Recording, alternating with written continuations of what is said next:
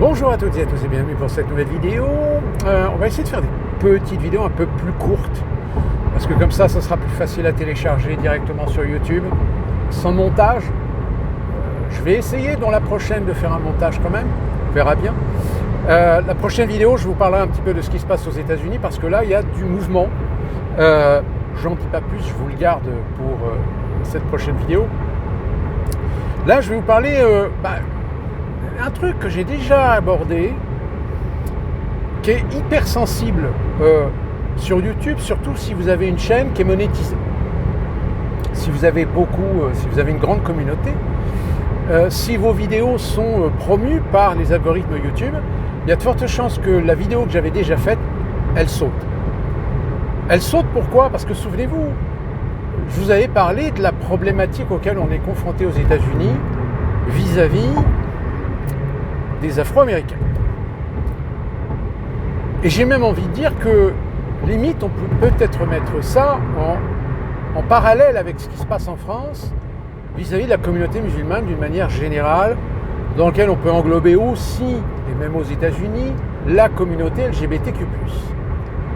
Voire aussi un petit peu les Noirs africains en France, quoique les Noirs africains, quand c'est les Noirs africains plutôt francophones qui sont là en France depuis plusieurs générations, en général, ce sont des gens qui arrivent assez aisément de s'intégrer et avec lesquels il n'y a généralement pas de problème. Mais quand je dis pas de problème, ça ne veut rien dire parce que tout dépend aussi du cadre social. Vous pouvez très bien avoir des Afro-français ou étrangers, mais qui veulent s'en sortir et arrivent à avoir des diplômes, arrivent à travailler, à gagner bien leur vie, fondent une famille et sont tout à fait respectables en tant que citoyens français, surtout s'ils ont la nationalité française, comme vous avez des Afros qui ont la nationalité française, mais parce que ils ont grandi dans un cadre familial où on ne fait pas forcément très attention à l'éducation, au respect, et qui finalement se comportent comme de véritables merdes, au même titre d'ailleurs qu'on peut le dire vis-à-vis de la communauté musulmane. Donc cette vidéo-là, comme ma chaîne n'a quasiment que très peu de vues, et quasiment, voire carrément invisible, mes vidéos passent, on va dire, plus facilement entre les filets. Parce que dans cette vidéo, oui, j'abordais déjà le sujet, sauf que le sujet aux États-Unis, il commence à poser problème. Il pose problème pourquoi ? Vous savez, je vous avais parlé de la conséquence du durcissement de la politique d'immigration de Donald Trump, qui fait qu'aujourd'hui, vous avez pas mal d'hispaniques, surtout les Mexicains, qui ont disparu. Moi, j'ai travaillé avec 2 Mexicains, c'était un couple de Mexicains qui parlaient quasiment pas l'anglais d'ailleurs. Ils ont été mutés sur une autre boutique. Et j'ai appris, il y a peu de temps après l'arrivée de Donald Trump à la Maison-Blanche, j'ai appris qu'en fait, ils avaient disparu. Et en général, quand ils disparaissent, c'est que en fait, les papiers, ils n'en ont pas en fait. Je rappelle, c'est pas systématique le contrôle de votre carte verte. Vous remplissez des papiers, et puis il y a toujours souvent cette question, pareil, encore le résultat, on va dire, de la politique progressiste, de ne pas heurter la sensibilité des gens. Il y a juste une question qui est, est-ce que vous êtes légal aux États-Unis ? Est-ce que vous avez le droit de travailler aux États-Unis ? Et toi, tu coches oui. Mais si ça se trouve, peut-être que non. Mais l'entreprise, elle ne va pas vérifier. Elle ne va pas vérifier pourquoi ? Parce que vous avez déclaré sur l'honneur que vous aviez l'autorisation de vivre aux États-Unis et de travailler aux États-Unis. Donc si jamais l'immigration déboule, l'entreprise dit non, il a déclaré qu'il était légal. Puis comme dans certains États, il n'y a pas l'obligation de contrôler ou de vérifier la carte verte ou ce qui permet de justifier que vous avez une autorisation de résident permanent, oui, ça arrive que dans certaines entreprises, tout d'un coup, on se rend compte que ceux qui s'étaient déclarés comme ils étaient légaux, mais en réalité non. Donc le couple de Mexicains avec qui j'ai bossé, ils ont disparu, certainement qu'ils sont retournés au Mexique.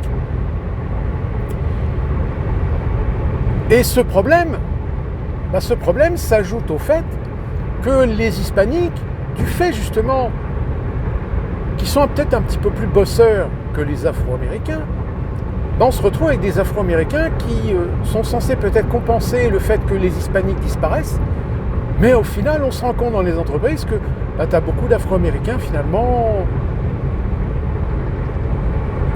qui sont pas bons. Ils sont pas bons pourquoi ? Parce que l'appréciation du management, l'appréciation des ressources humaines vis-à-vis de la population salariale employée afro-américaine est plus attentif à ne pas brusquer, offusquer, bousculer. En gros, il faut éviter de mettre la pression sur les afro-américains. En revanche, vu que les afro-américains, on n'a pas le droit de leur mettre de la pression, parce que si on leur met la pression, ils disent qu'on est raciste, du coup, c'est les hispaniques, les asiatiques, les blancs, évidemment, limite, qui sont obligés de bosser 2 fois plus. Sauf que ce petit jeu-là, il y a un moment donné où ça commence à craquer. Et vous comprendrez pourquoi, peut-être qu'en effet, il y a des Américains plus ou moins racistes qui votent Donald Trump, parce qu'ils en ont marre. Ils en ont marre de cette idéologie qui consiste à avoir un double discours, un double comportement, selon si vous êtes blanc, hispanique, asiatique, indien ou afro-américain. Alors, ce qui est assez intéressant, c'est que même au sein même de la communauté afro-américaine, je l'avais déjà expliqué, je vous l'explique, c'est que très très souvent, vous avez des afro-américains qui se plaignent du comportement de leurs homologues et très souvent qui les critiquent parce qu'ils utilisent le sentiment de culpabilité dû au fait de l'esclavage, de la ségrégation, pour se faire valoir, pour se faire victimiser. Alors qu'en réalité, ceux qui font ça, en grande majeure partie, ils n'ont strictement rien à voir avec l'esclavagisme. C'est-à-dire que ce sont des Afro-Américains qui sont nés aux États-Unis sur 1, 2, 3 générations, mais qui sont issus d'une immigration récente. Et en réalité, leurs parents, leurs grands-parents, ou même leurs arrière-grands-parents n'ont jamais connu l'esclavagisme, n'ont jamais connu la ségrégation qui a duré dans certains États jusque dans les années 60.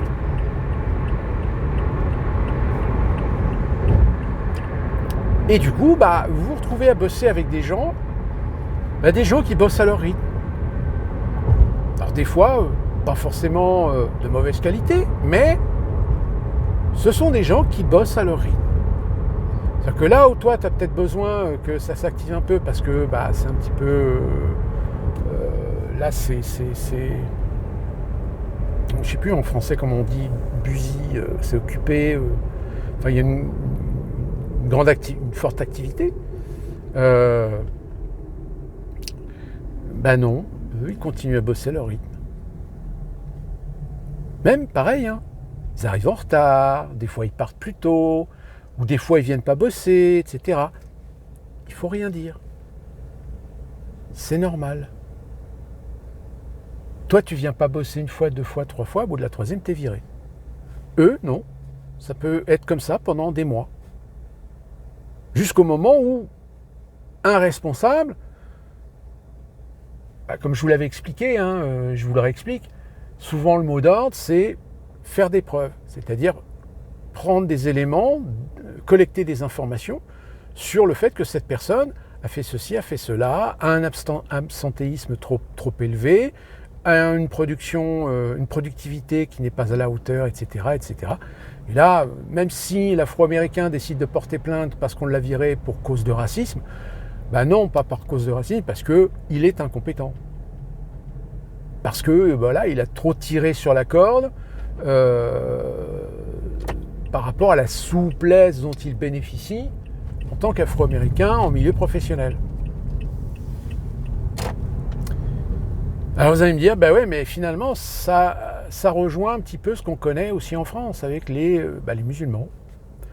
Alors, je suis désolé pour les musulmans qui voient cette vidéo, mais si vous êtes français, bon citoyen, vous êtes honnête, vous êtes bosseur, travailleur, il y en a, hein.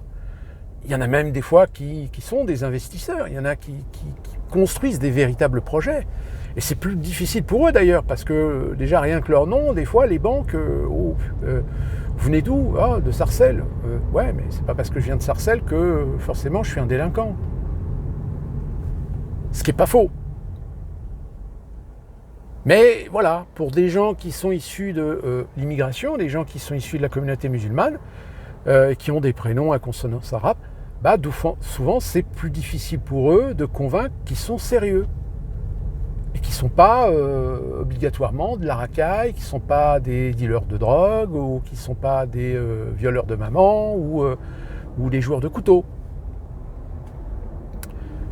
Sauf que, évidemment, le problème qui se pose aujourd'hui, c'est que le comportement de certains individus est plus ou moins protégé. Et d'ailleurs, le fameux livre qui est sorti sur Crépol, enfin bon, les journalistes, là, ils se font quand même un petit peu allumer. Le fait que politiquement, on a adopté cette politique du SOS racisme, de lutter contre le racisme, l'antisémitisme, contre l'homophobie, blablabla. Le problème, c'est que on s'est américanisé en France. C'est bien qu'on est allé dans l'excès.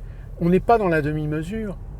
C'est-à-dire qu'aujourd'hui, vous avez des gens qui font partie de ces communautés-là, qui disent, ouais, de toute façon, je fais partie d'une communauté où il y a des associations, où il y a des communautarismes, qui sont protégés, qui sont sacralisés par certaines idéologies, donc je m'en branle, je fais ce que je veux. J'ai envie de te foutre une baffe, je te fous une baffe. Tu réponds, je te traite de raciste. Je suis gay ou lesbienne, je travaille dans une entreprise, mais j'en branle pas une. J'en fous pas une. Je me permets même, des fois, d'être critique, de juger l'autre, ou de me positionner comme étant un petit peu une sorte de VIP, un Very Important Prout-Prout. Et quiconque dit quelque chose, homophobe, transphobe, licornephobe. Oui, j'aime bien licorne.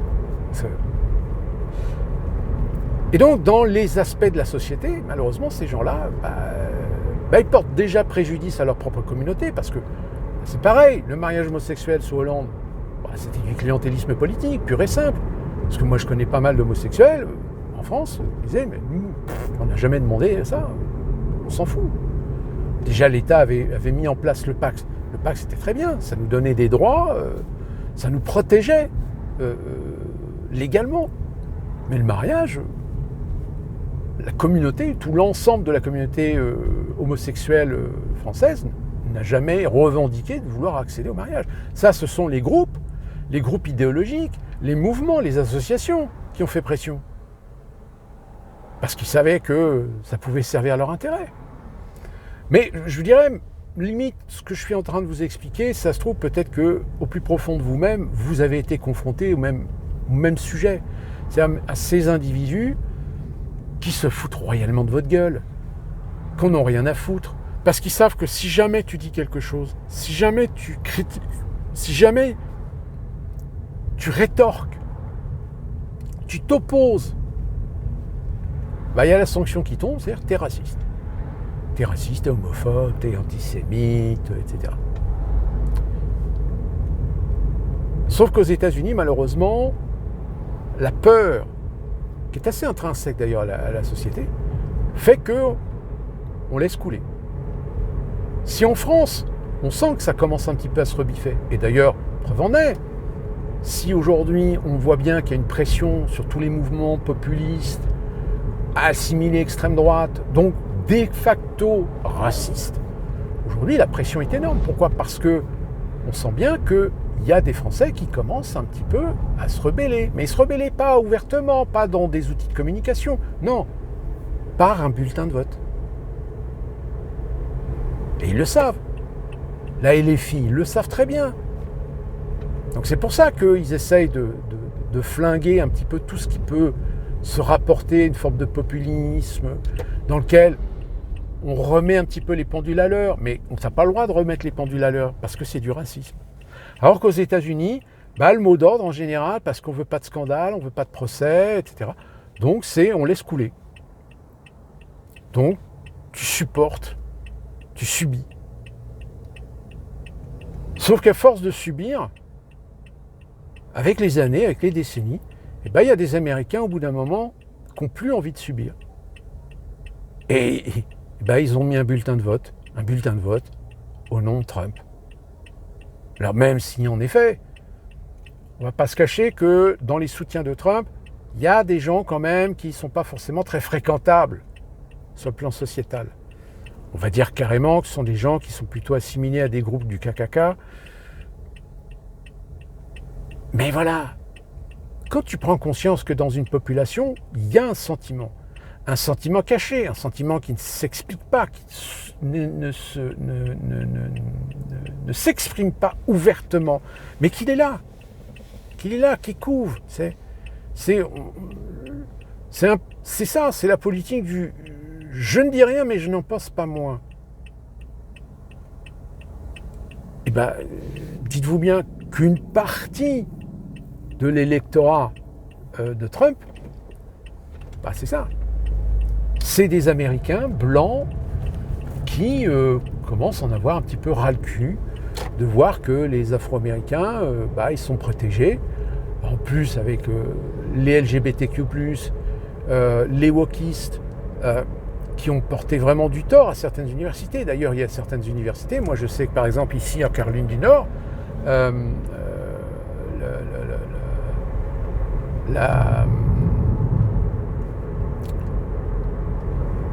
ne sais plus comment elle s'appelle.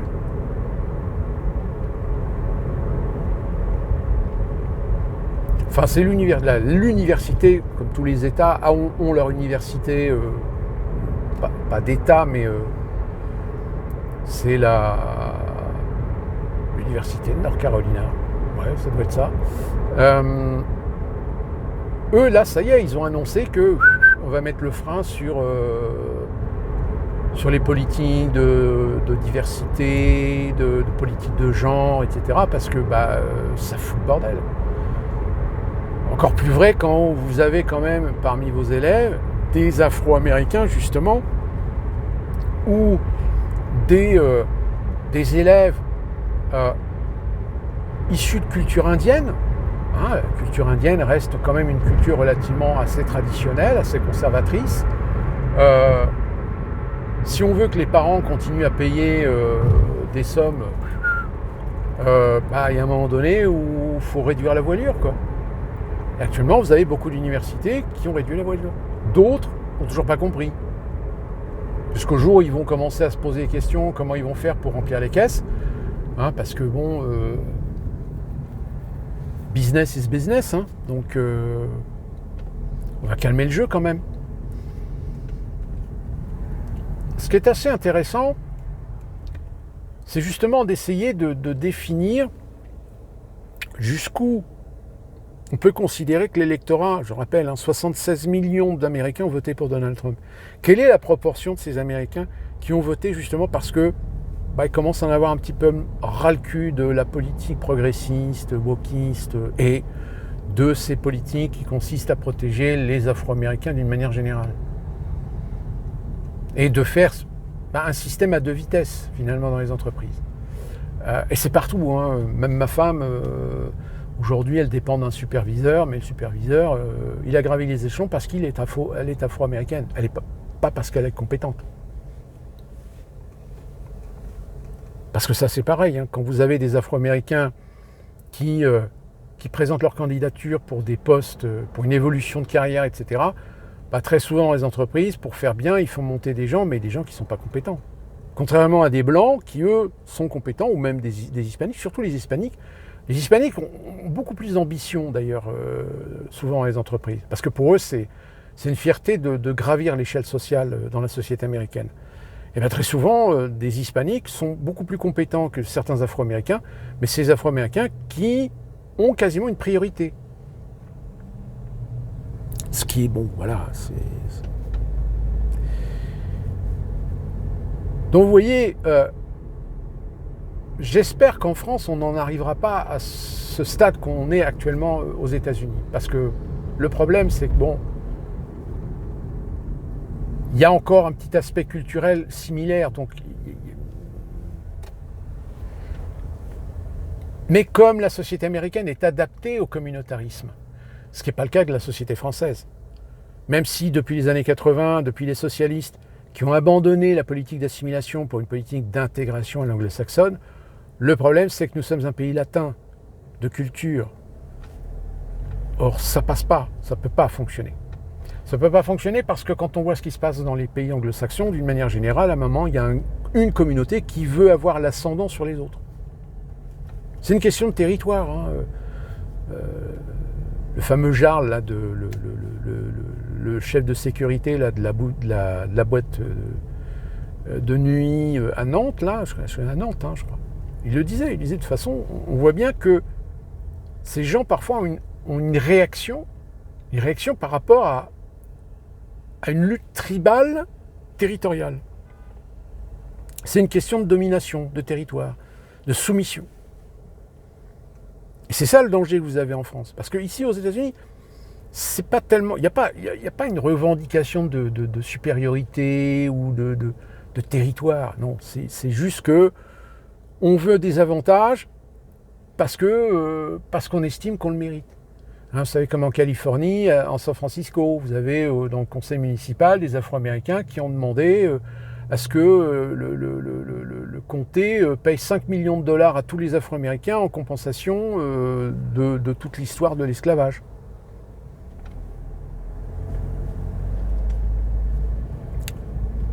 Et attention, ne pose pas la question, ouais, mais tu le finances comment? Ah, mais non, pose pas la question, c'est raciste. Ah oui, non, mais ça. Puis en plus, vous savez que ce genre de situation, elle devient exacerbante. Elle s'exacerbe, je vais y arriver, avec la difficulté dans la société sur le plan économique. Aujourd'hui, nous sommes en inflation. Donc l'inflation fait qu'à un moment donné, les entreprises, elles commencent à y regarder un peu plus près, de savoir quels sont les salariés, les employés qui sont le plus productifs, qui méritent des augmentations de salaire. Et du coup, les Afro-Américains, on nous le dit, hein, surtout, vous gardez ça pour vous, vous ne le dites pas à votre collègue. Parce que, voilà, votre boulot, vous bossez bien. Malheureusement, l'autre, oui, on sait que... Mais pour l'instant, on ne peut rien faire. Pourquoi vous ne pouvez rien faire? Parce que c'est une Afro-Américaine. Ah.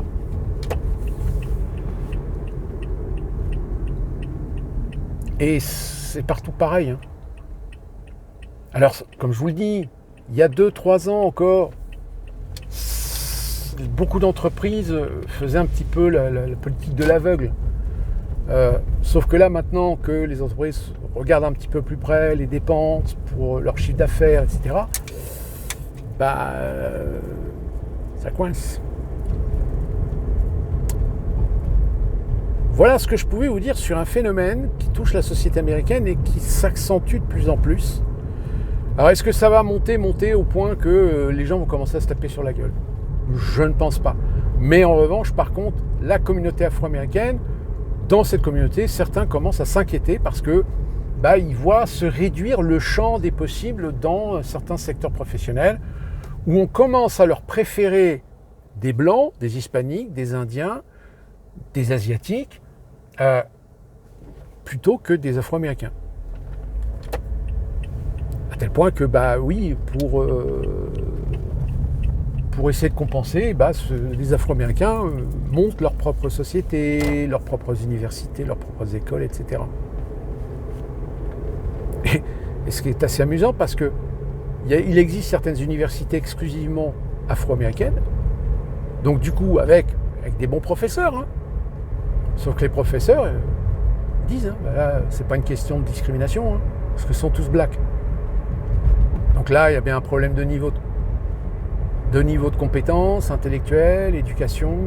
Attention, je ne fais pas de généralité. Mais globalement, on est souvent confronté à des jeunes Afro-Américains où tu sens que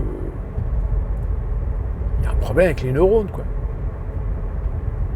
encore une fois, hein, c'est conséquence d'éducation, des parents qui délaissent complètement leurs gamins, qui ne sont pas attentifs, qui s'en foutent.